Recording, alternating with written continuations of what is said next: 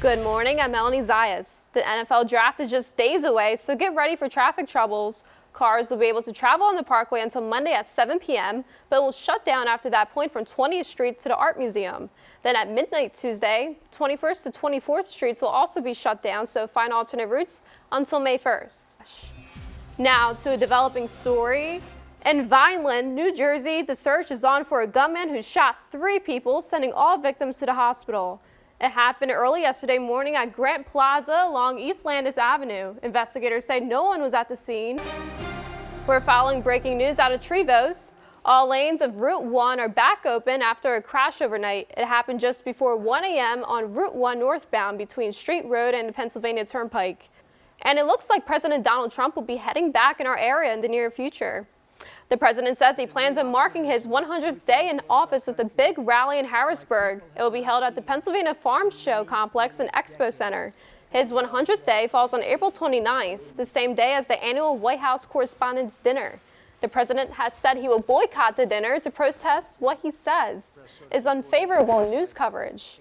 Thank you for watching. I'm Melanie Zayas. Have a good day.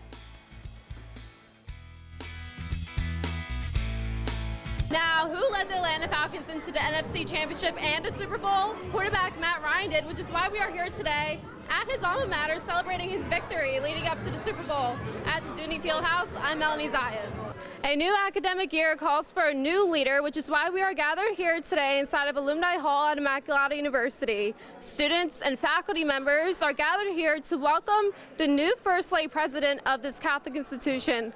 Her name is Barbara Lettier, and she was also an Immaculata alum. Here outside City Hall today, Mayor Jim Kenney and other state officials gathered here to address the snow emergency, which will come into effect at 9 p.m. tonight. They urge all residents to stay inside and to avoid the roads as much as possible. Outside City Hall, I'm Melanie Zayas for Fox 29 News. Thank you for watching. I'm Melanie Zayas.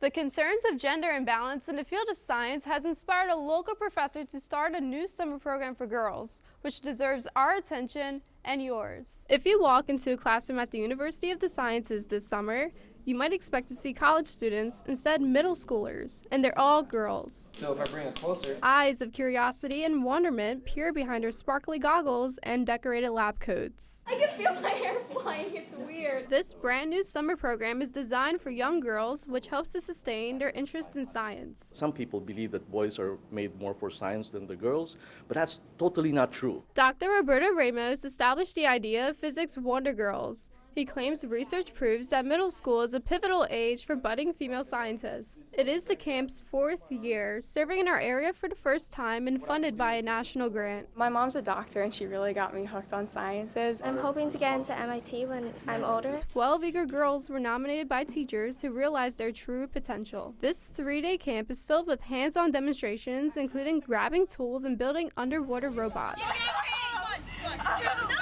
They might have gone overboard, but I like it, you know. Even the propellers are colored. A flyer was sent home to parents this week, informing about the importance of encouraging their daughters while keeping them confident in the subjects of math and science. If you're smart, then you should show it and you should embrace it. And this is the last year of grant funding, but they're looking for other sponsors to continue the summer education program. The University of the Sciences also wants to explore adding another program for boys. For Channel 6 Action News, I'm Melanie Zayas. A crowd stood together in solidarity during an interfaith rally at Independence Mall in Philadelphia this Thursday afternoon, mostly making up of different religions and races, but they all had one common goal, which was to stand up against hate. I'm inspired by the people of Pennsylvania. For these terroristic threats were designed to divide us. The interfaith movement at Independence Mall was led by the Jewish Federation of Philadelphia. There was a call to action as a direct response to the recent hate crimes against the Jewish community. State leaders made a promise that police are working hard to find those responsible. They are working tirelessly to bring those to justice who have, in a cowardice and anonymous way, phoned in those threats. There is a $69,000 reward for information leading up to an arrest and conviction. Officials are seeking for answers regarding the damages made from the hundreds of toppled over tombstones at the Mount Carmel Jewish Cemetery in Wissinoming. Those who showed up to the Stand Up Against Hate rally claimed that it was more than just a gathering, but a moment to reflect on the bigger issues that the country currently faces today and how to make a difference. I'm a senior citizen. This is one thing I can continue to do, and that is to show support for any community. Now, police are still searching for those held responsible and are offering a $69,000 reward. Now, the reiterating statement from the rally was, the targeting of any faith is an attack on all faiths. Reporting in Center City, I'm Melanie Zayas for Fox 29 News.